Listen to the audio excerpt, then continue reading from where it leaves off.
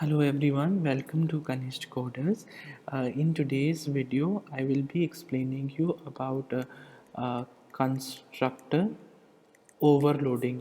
Constructor overloading का concept बहुत बारी पूछा जाता है एग्ज़ाम्स के अंदर, तो हम इसको एक बारी डिस्कस करेंगे। एक और बात भी समझाता हूँ, जब मैं आपको कंस्ट्रक्टर ओवरलोडिंग समझाऊंगा तो इसके साथ साथ मैं आपको ये भी समझाऊंगा कि कंस्ट्रक्टर्स के अंदर हम पैरामीटर्स कैसे पास कर सकते हैं। तो आप इस चीज़ को भी बहुत अच्छे से ध्यान दे के समझने की कोशिश करना। पहले कुछ इंपॉर्टेंट पॉइंट्स लिख लेते हैं कंस्ट्रक्टर ओवरलोडिंग के अंदर। इन ए सिंगल क्लास मतलब एक क्लास के अंदर आपके पास there can be more than one constructor. ठीक है, एक क्लास के अंदर एक से ज़्यादा कंस्ट्रक्टर भी हो सकते हैं, इस बात का आप ध्यान रखना। बट उनमें फ़र्क क्या होना चाहिए? अगर सभी का नाम सेम हो जाए तो मुश्किल हो जाएगी। They have to differ in, but देखो, but they have to differ. Differ मतलब अलग होने चाहिए। किस चीज़ के अंदर डिफ़र होने चाहिए? पहली चीज़ जिसमें वो डिफ़र हो सकते हैं वो है number of parameters, number of parameters. और सेकेंडली वो जिसमें अलग हो सकते हैं वो होते हैं उनके अगर हम बात करें डेटा टाइप, ठीक है ना, डेटा टाइप, उनका डेटा टाइप अलग हो सकता है, ठीक है। या फिर थर्ड क्या, बोथ, या फिर उसका नंबर ऑफ पैरामीटर्स भी अलग है, डेटा टाइप भी अलग है, दोनों भी हो सकते हैं, ठीक है, दोनों चीज़ें भी हो सकते हैं। अभी आप 2 minute don't worry about it. अभी मैं एक एग्जांपल बताऊंगा तो आपको सब कुछ समझ में आ जाएगा कि किस तरीके से होता है, ठीक है ना। और इसका यूज़ वगैरह भी आई विल एक्सप्लेन यू, तो डोंट वरी अबाउट इट। यहाँ पे समझने की कोशिश करते हैं। मैं एक बहुत आसान से एक बहुत बेसिक एग्जांपल लूँगा। एक क्लास बनाऊँगा A. I am taking very very kiddish example कि आपको कॉन्सेप्ट समझ में आ जाए एक बारी कि कॉन्सेप्ट होता क्या है। ये क्लास है ए, ठीक है। अब क्लास अगर ए है तो उसका जो कंस्ट्रक्टर बनेगा वो भी ए नाम का बनेगा। तो देखना, अभी जो कंस्ट्रक्टर बन रहा है ना यहाँ पर, वो एक तरीके का डिफ़ॉल्ट कंस्ट्रक्टर बन रहा है, क्योंकि इसके अंदर कोई पैरामीटर नहीं है, कुछ भी नहीं है, तो ये डिफ़ॉल्ट कंस्ट्रक्टर है। जो इस तरीके का बनता है ना, बिल्कुल, उसको हम लोग डिफ़ॉल्ट कंस्ट्रक्टर कहते हैं, ठीक है। अब आपने इसके अंदर क्या लिखा, system dot out dot println, और आपने इसके अंदर सिर्फ और सिर्फ हाई लिख के इस कंस्ट्रक्टर को क्या कर दिया, बंद कर दिया, ठीक है। अब देखना, एक ही क्लास के अंदर बोला ना, देखो सर ने बोला एक सिंगल क्लास के अंदर मोर देन वन कंस्ट्रक्टर भी हो सकता है। मैंने ये बात बोली थी ना अभी आपको 2 मिनट पहले।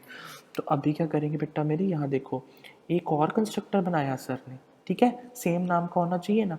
बट यहाँ पे देखना सर ने क्या लिख दिया, पैरामीटर डाल दिया। क्या डाल दिया, पैरामीटर इंटीजर ए। मतलब ए कोई वेरिएबल है, नीचे से आएगा, अभी दिखाऊंगा मैं प्रोग्राम में ना, नीचे से आएगा, ठीक है। उसके अंदर अब मैं यहाँ पे क्या करा रहा हूँ, system dot out dot println a into a करके, वो तो मर्जी है आपने कुछ भी, मैंने यहाँ पे इसका स्क्वायर कर दिया। जो नीचे से नंबर आया ना, मैंने उस नंबर का क्या कर दिया है, स्क्वायर कर दिया है। तो मैंने ये बात आपको सच बता दी ना करके कि एक ही क्लास के अंदर क्या हो सकते हैं, एक दो से भी ज़्यादा कंस्ट्रक्टर कितने भी हो सकते हैं, है ना। अब देखो सर ने क्या बात बोली थी, एक और बात ध्यान से समझो कि इसमें अलग कुछ होना चाहिए। इसमें क्या अलग है, नंबर ऑफ पैरामीटर देखो अलग है। इसमें पहले वाले में कितने नंबर ऑफ पैरामीटर हैं, 0। और अब ये नीचे वाले में कितने नंबर ऑफ पैरामीटर हैं, 1, ठीक है। तो ये अलग हो गए दो, तो आप इस बात को समझने की कोशिश करो, ठीक है। आपने इतना कर लिया। इसके बाद अब आप क्या करोगे, आप एक और क्लास बनाइए आपने, उस क्लास का नाम आप दे दो ए बी सी। आपने उस क्लास का नाम ए बी सी दे दिया। अब बस कुछ नहीं करना, public static void main string arcs, ठीक है, इस तरीके से कर दिया। अब इसके अंदर क्या करेंगे, मैं ए वाली क्लास का ऑब्जेक्ट बनाऊंगा। ए वाली क्लास का मैंने क्या बनाया, object is equal to new A वाली क्लास, बस नॉर्मल बनाया। एक बात का ध्यान रखना, मैंने यहाँ पे कोई पैरामीटर नहीं पास हुआ, तो कौन सा वाला कॉल होएगी, कौन सी वाला कंस्ट्रक्टर कॉल होएगा, ये वाला। Very good answer. तो हमारे पास क्या आएगा, हाई आएगा पहले आंसर में। उसके बाद समझो, अगर मैंने फिर से, मर्जी है आपकी, ऐसा नहीं होता कि दोनों दोनों मर्जी है। मैंने ए वाली क्लास का एक और ऑब्जेक्ट बनाया, पर ये ऑब्जेक्ट का नाम तो अलग होगा ना, ऑब्जेक्ट का नाम अलग होगा ना।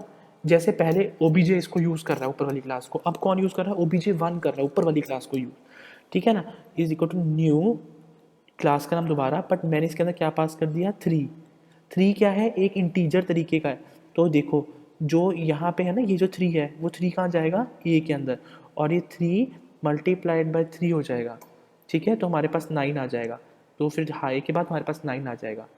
देखो सर ने यहाँ पे कोई कॉल नहीं किया, इस बात को बहुत ध्यान से समझो, सर ने एक बारी भी क्या कॉल किया, कॉल तो करना ही नहीं, कंस्ट्रक्टर है।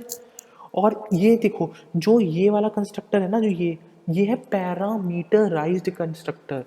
बेटा मैं लिख देता हूँ आप लोगों को कि आपको मुश्किल ना हो, कि इसको हम लोग क्या कहते हैं, पैरामीटराइज्ड कंस्ट्रक्टर कहते हैं। Let me just change the colour और फिर मैं लिख देता हूँ यहाँ पर आपको पैरा, जिसके अंदर ना देखो पैरामीटराइज्ड कंस्ट्रक्टर है, जिसके अंदर हम लोग ने ना, तो देखो वेरिएबल पास किया हुआ नीचे से, और देखो वेरिएबल हम नीचे से भेज रहे हैं ना, यहाँ से हम यहाँ पे भेज रहे हैं, तो वही होगा ना, 3 भेजा मैंने नीचे से, तो 3 मल्टीप्लाइड बाय 3 हो जाएगा। तो इस तरीके से आप ध्यान रखना अपना कि आप किस तरीके से ये कर रहे हो।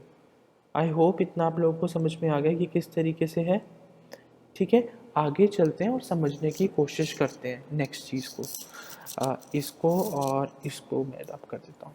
अभी एक और चीज़ समझते हैं, या फिर मैं इसको भी यहाँ रखने देता हूँ, एक और प्रोग्राम बनाता हूँ, उस प्रोग्राम के अंदर जो मैंने ये बताई थी ना डेटा टाइप, वो अलग करते हैं, ठीक है, अभी समझ में आ जाएगा आपको। एक और बनाई मैंने क्लास, ठीक है, उस क्लास का नाम कुछ भी ले लो, ए बी ले लिया मैंने उस क्लास का नाम, ठीक है, छोटा सा एग्जाम्पल है, बहुत बेसिक सा। अच्छा अब क्लास का नाम ए बी है तो कंस्ट्रक्टर का नाम भी ए बी होगा। मैंने यहाँ पे क्या किया है, यहाँ पे पास कर दिया है इंटीजर ए, और मैंने यहाँ पे पास कर दी है इंटीजर बी, ठीक है। और मैं यहाँ पर क्या कर लूँगा, system dot out dot println, और दोनों को ऐड कर लूँगा। किन को ऐड कर लूँगा मैं, ए को और बी को, ठीक है, इन दोनों का सम आ जाएगा यहाँ पे प्रिंट होके, ठीक है मेरे बेटा। अब क्या करूँगा, देखो क्लास का नाम ए बी था ना, तो कंस्ट्रक्टर का नाम भी ए बी होगा, बट अभी देखो डाटा टाइप अलग करके दिखाएंगे यहाँ पे सर। कैसे, ये देखो फ्लोट ए, फ्लोट बी।